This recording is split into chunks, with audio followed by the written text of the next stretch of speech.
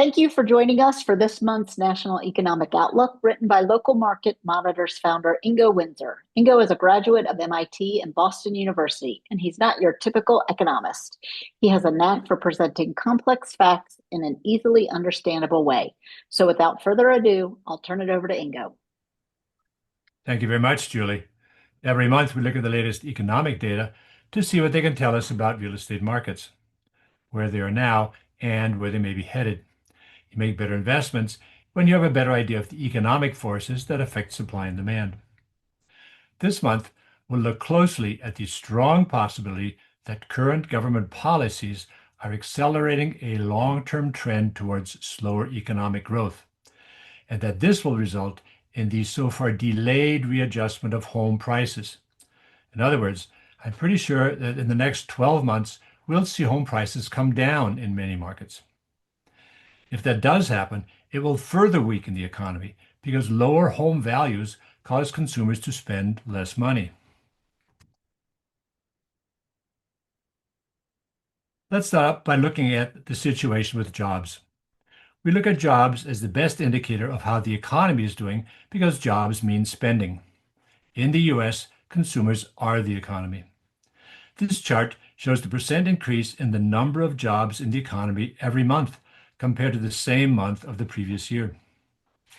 After the recovery of jobs lost during the pandemic, there has been a steady trend towards slower job growth, and with a sharper decrease since the start of this year. That's the overall picture, but let's now look at the major sectors of the economy to see whether this is just a temporary dip. In the construction sector, there's a clear fall off of jobs since the start of 2025. This is true both in non-residential building construction, where growth has ground to zero, and in home building, where workers are actively being laid off. Last month, we discussed the possibility that many jobs in construction have recently disappeared because they were held by immigrants who were worried about deportation. For our discussion today, the important fact is that a reversal of this situation anytime soon is unlikely. In the manufacturing sector, the job situation has not improved, despite years of government encouragement. The recovery of jobs in finance has apparently topped out at the 1% annual rate. At restaurants, the rate of job creation is also stuck at about 1%. The retail sector hasn't created a meaningful number of jobs for years.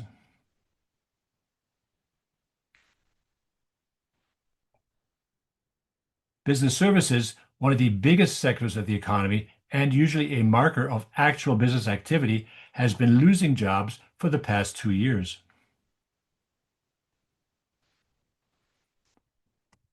The only major sector that's created a lot of jobs in recent years is healthcare.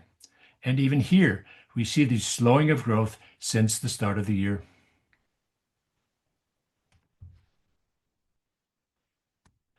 Jobs in government, the largest single sector of the economy, had already been growing at a slower rate in 2024. But the deceleration since the start of this year has been dramatic. At the state government level, job growth is sharply lower since the start of the year, mainly at state colleges. And at the federal government level, about 100,000 jobs have so far been eliminated. It's possible that lower job growth now will result in faster and better job growth in the future. But because of the widespread slowing throughout the economy, these charts indicate to me that this won't happen in the next year. And now we get to the key part of our discussion this month. What does this slowing economy mean for real estate markets? We've already seen that commercial real estate construction, schools, stores, office buildings, hospitals, is slowing, and that home builders are laying people off. This means both that existing projects aren't selling very well and that projects for the future have been put on hold. This doesn't bode well for commercial real estate investments. But now let's see what's likely to happen with home prices. This chart shows the average increase in home prices in the US every quarter compared to the same quarter of the previous year. In many local markets, home prices today are 25 to 50% higher than they were before the pandemic, which means they're out of reach for most potential buyers. And not surprisingly, the number of home sales has shrunk.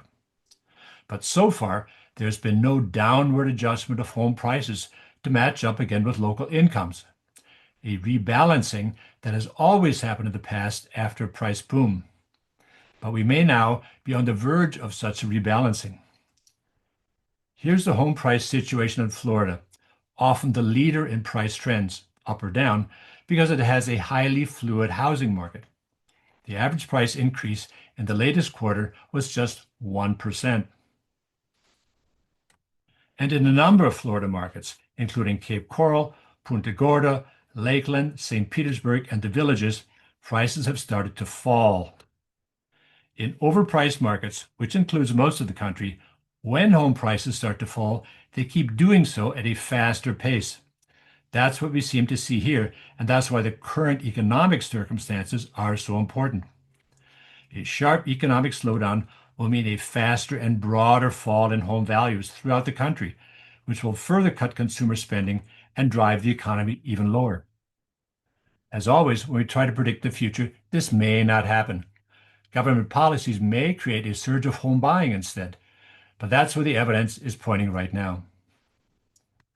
That's it. In this time of uncertainty, it's important for bankers and investors to stay on top of local economic and real estate developments. Local Market Monitor provides the data and analysis they need with local market reports and investors' metro analysis. Thanks very much for following along. This is our National Economic Outlook. I'm Ingo Windsor.